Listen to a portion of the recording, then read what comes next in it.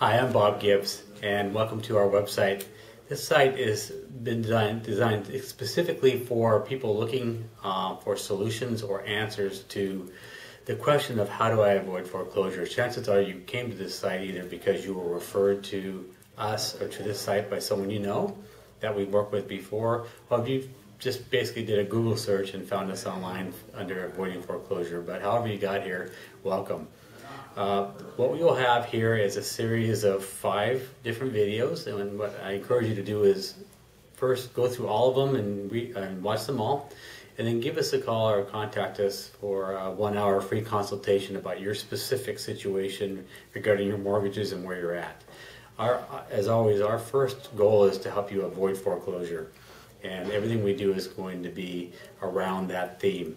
However, in some cases, a foreclosure is the best answer, but I think in this case, and in every case, you become as educated as you can about the whole process and the things that are available to you.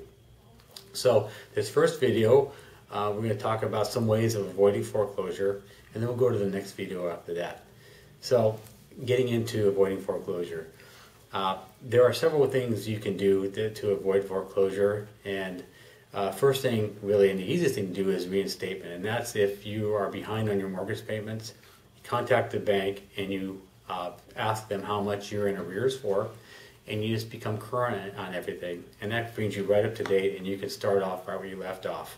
The only drawback to that is that it requires you to have enough cash to make up all your back payments, and a lot of people that are in the situation where they're considering alternatives, that's not an option for them. So reinstatement is the first one.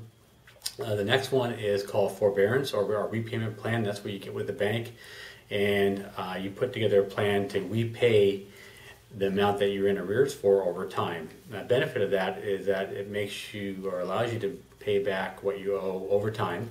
Drawback is that, as with reinstatement, is that you have to have the financial wherewithal to be able to catch up. So basically you have to have enough income to cover your normal mortgage payments and the fees associated with your home, and on top of that what you owe.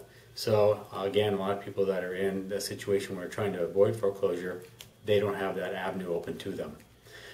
Third way of avoiding foreclosure is doing a loan mod or a mortgage modification. This is where you get with the bank and you try to work out a modification to your loan and the terms of your loan. So that could be either a reduction in interest rate, it could be an extension of the period of time that your loan is for, instead of like a 30-year or 40-year, or it can be a reduction in the principal that you owe, or any combination of those three.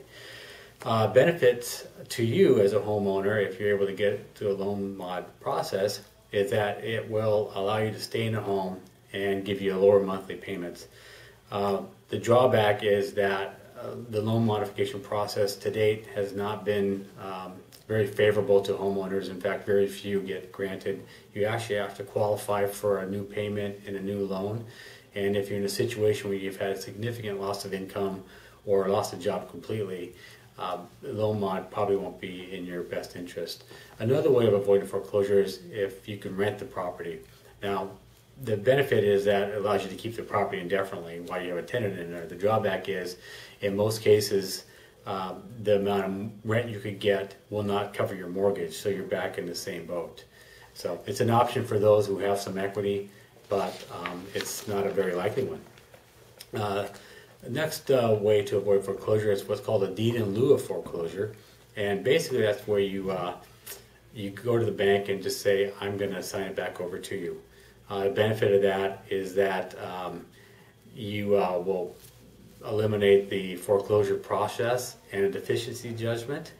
The negative part of that is that you're just giving your home back and you have to vacate and find a place to live. You have to qualify for that. And you have to qualify for it as well.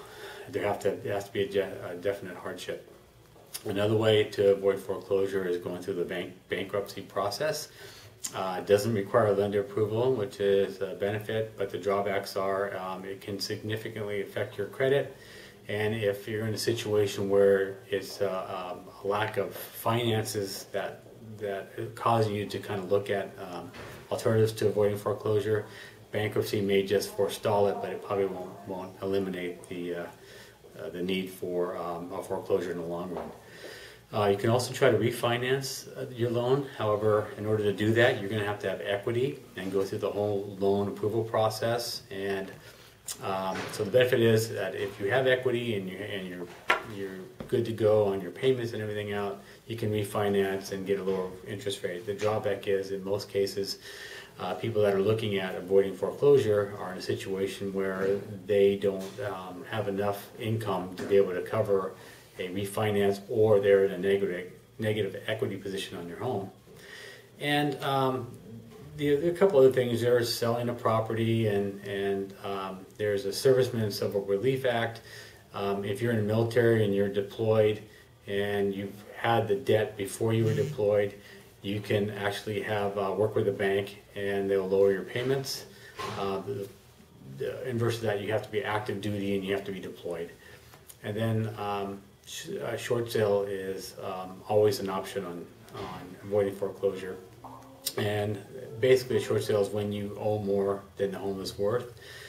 And the benefits of the short sale is basically taking control. You're minimizing the issue of credit, and not that you're going to not have a negative impact on your credit. It's just that it limits it. It's not as bad as a foreclosure in most cases.